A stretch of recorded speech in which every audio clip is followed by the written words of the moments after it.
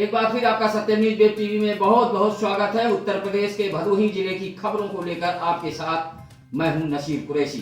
एक अपील के साथ आइए करते हैं खबरों की शुरुआत। लॉकडाउन का पालन करें, सोशल डिस्टेंसिंग बनाए रखें, कोरोना महामारी को फैलने से रोकें। आइए नजर डालते हैं आज की खबरों पर। इसी तरह अब आइए रुक करते हैं भदोही कोतवाली इलाके के औराई रोड रसपुरा चौराहे के समीप एक दुकान में सेंध लगाकर चोरों ने आग लगा दी। चोरों ने सेंध लगाने के पहले दुकान में रखा कुछ सामान निकाल लिया। इसके बाद दुकान को आग के हवाले कर दिया। मौके पर पहुंची फायर ब्रिगेड की गाड़ियों ने आग पर काबू पाया। बताया जाता है कि भदोही कोतवाली के ही मोड़ निवासी रोहित गुप्ता की रसपुरा औराई रोड पर रेडीमेड व मोबाइल शॉप है। आज रविवार की आधी रात के बाद दुकान से धुआं व आग की लपटें उठने लगी। आसपास के लोगों ने इसकी सूचना रोहित गुप्ता को दी। रात में ही दुकानदार रोहित गुप्ता रसपुरा पहुंचे। दुकान धू धू कर जल रही थी। फायर ब्रिगेड ने पहुंचकर आग पर काबू पाया।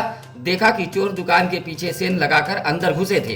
कुछ सामान चोरी करने के बाद दुकान को आग के हवाले कर दिया था। रोहित गुप्ता के मुताबिक 4 से 5 लाख रुपए का नुकसान हुआ है। उसकी सूचना उन्होंने कोतवाली पुलिस को दी है।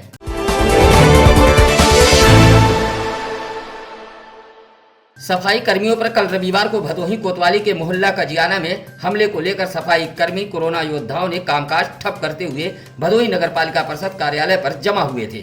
आज सोमवार को सफाई कर्मी कामकाज ठप कर नगर पालिका परिषद भदोही कार्यालय पर जमा हुए और नगर पालिका अध्यक्ष अशोक कुमार जायसवाल व अधिशासी अधिकारी जी लाल मौके पर पहुंचे और कोरोना संक्रमण को लेकर नगर की साफ सफाई व्यवस्था चालू रखने की बात कही। सफाई कर्मी आरोपियों की गिरफ्तारी की मांग पर अड़े रहे। चेयरमैन व अधिशासी अधिकारी की मौजूदगी में कोतवाल श्रीकांत राय ने सफाई कर्मियों को आश्वासन दिया कि हमलावर आरोपियों की गिरफ्तारी में कोई कोताही नहीं बरती जाएगी। शीघ्र ही आरोपियों को गिरफ्तार किया जाएगा, जिसके आश्वासन पर सफाई कर्मी कामकाज पर लौट गए। यूनियन अध्यक्ष राशिद ने बताया कि कजियाना मोहल्ले को छोड़कर बाकी अन्य नगर के इलाकों की साफ सफाई व्यवस्था पहले जैसे शुरू की जाएगी। आज जो है कर्मचारी जो है कल ही से काम पर बंद करके नगर पालिका में आज जो है धरना प्रदर्शन दिए बैठे थे। कोतवाल साहब, वीओ साहब, हमारे चेयरमैन साहब आए, कर्मचारियों को कहें, आश्वासन दिए कि भाई आप लोग काम करिए, इसमें महामारी चल रही है और उन लोगों को छोड़ा नहीं जाएगा। उनके खिलाफ जो कार्रवाई होगी, जो कुछ बाकी हैं उनको पकड़ा जाएगा। उस एरिया में बैरिकेडिंग करके और पूरे सफाई बंद करके उस एरिया का सारी भदोही की सफाई किया जाएगा।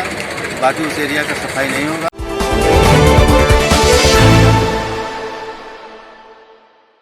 दूसरे प्रदेशों की सरकार अपने यहाँ के मजदूरों को इस लॉकडाउन में तमाम सुविधाएं मुहैया नहीं करा पा रही हैं, जिसके कारण बड़ी संख्या में मजदूर महाराष्ट्र सहित गैर प्रदेशों से पलायन कर रहे हैं। आज सोमवार को कुछ ऐसी ही तस्वीरें हमारे संवाददाता अजमत हबीब ने जिला चिकित्सालय महाराजा चेत सिंह ज्ञानपुर से भेजी है, जहां महाराष्ट्र व गुजरात से लगभग 4 दर्जन से अधिक मजदूर बाइक, कार व निजी संसाधनों से पहुंचे हैं। यह सभी मजदूर भदोही जनपद के आसपास के बताए गए हैं। सुबह सुबह मेडिकल परीक्षण कराने तमाम मजदूर महाराजा चेत सिंह जिला चिकित्सालय पहुंचे हैं।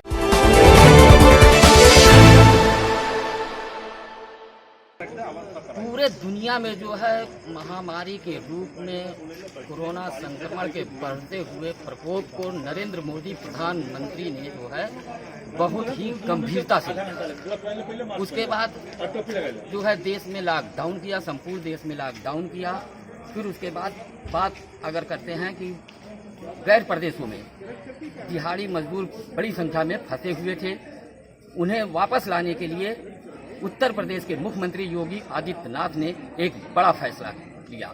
दूसरा फैसला उनका ये था कि दिहाड़ी मजदूरों के भरण पोषण के लिए उन्होंने भत्ता जारी किया।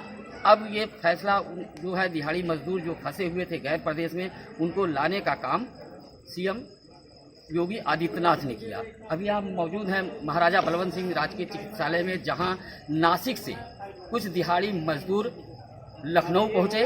उसके बाद लखनऊ से दिहाड़ी मजदूरों को परिवहन विभाग की 2 बसें लेके भदोही पहुंची हैं, जो भदोही के दिहाड़ी मजदूर नासिक में फंसे हुए थे। हम आपको बता दें कि ये दिहाड़ी मजदूर जो है नासिक से ट्रेन द्वारा चार बाग लखनऊ पहुंचे और फिर उसके बाद वहां से 2 परिवहन विभाग की बसें जो है ऐसे दिहाड़ी मजदूरों को लेकर भदोही पहुंची है और इस समय महाराजा बलवंत सिंह राजकीय चिकित्सालय में जो है उनका जांच पड़ताल किया जा रहा है। इस लॉकडाउन में अन्य प्रदेशों के लिए उत्तर प्रदेश के मुख्यमंत्री योगी आदित्यनाथ एक नजीर बने हुए हैं। खासकर कामगार, गरीब व गैर प्रदेश में फंसे छात्रों व मजदूरों के हक में ताबड़तोड़ फैसले ले रहे हैं। दिहाड़ी मजदूरों के लिए उन्होंने भरण पोषण भत्ता भी जारी किया है। कोई भूखा न रहे इसके लिए कम्युनिटी किचन भी चलाए जा रहे हैं। मुफ्त राशन भी मुहैया कराया जा रहा है। इस तरह की कई योजनाएं इस लॉकडाउन में योगी सरकार की कारगर साबित हो रही है। ऐसी ही एक योजना गैर प्रदेश में फंसे कामगारों को उनके घर तक पहुंचाना है। सूबे के मुखिया योगी आदित्यनाथ बाहर फंसे मजदूरों को उनके गृह जनपद भेज रही है। परिवहन विभाग की ऐसी ही 2 बसें लखनऊ से भदोही पहुंची। नासिक में फंसे मजदूर ट्रेन द्वारा पहले लखनऊ के चारबाग रेलवे स्टेशन पहुंचे, फिर उसके बाद परिवहन विभाग की 2 बसें ऐसे मजदूरों को लेकर भदोही पहुंची। महाराजा बलवंत सिंह राजकीय चिकित्सालय में मेडिकल परीक्षण कराने पहुंचे दिहाड़ी मजदूरों के चेहरे पर मुस्कान थी। सत्यम न्यूज ने जब उनसे बात की तो उन्होंने कहा कि योगी है तो यकीन है। योगी है तो यकीन है। बहुत अच्छा महसूस हो रहा है। हमारे मुख्यमंत्री जी हमको वहाँ से वापस लाए, हमको बहुत अच्छा हुआ।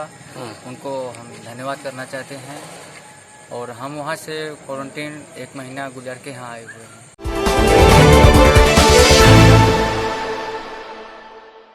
भदोही तहसील क्षेत्र के ग्राम सभा दुलमदासपुर के कोटेदार की मनमानी, घटतौली व भ्रष्टाचार जैसी मिली शिकायतों के बाद एसडीएम भदोही ने तल्ख रुख अपनाया है। गरीबों के राशन पर डाले जा रहे डाके को लेकर एसडीएम भदोही पहले से ही सख्त हैं। ऐसे में दुलमदासपुर कोटे की दुकान को निलंबित कर दिया। बड़ी संख्या में कार्डधारकों ने कोटेदार के खिलाफ लापरवाही का आरोप लगाया था। कोटे की दुकान निलंबित होने के बाद अब कार्डधारक दुलमदासपुर के कोटेदार के खिलाफ मुकदमा दर्ज कराने व सस्ते गल्ले की दुकान को दूसरे डीलर से संबद्ध करने की मांग को लेकर उप जिलाधिकारी कार्यालय धमके। कार्डधारकों ने मांग किया कि कोटेदार के खिलाफ मुकदमा दर्ज कर दुकान को दूसरे डीलर से संबद्ध किया जाए।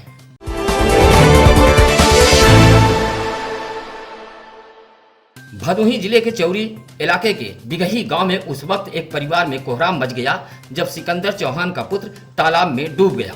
इस मामले में जो जानकारी मिल रही है वह यह है कि बिगही गांव निवासी सिकंदर चौहान तालाब में मछली मार रहा था। उनके साथ उनका 10 वर्षीय पुत्र आदित्य भी मौजूद था, जो अचानक तालाब में फिसल गया। तालाब में फिसलने के कारण डूबकर आदित्य की मौत हो गई। इस हादसे से परिजनों में कोहराम मच गया। आदित्य अपने माँ बाप का इकलौता पुत्र था।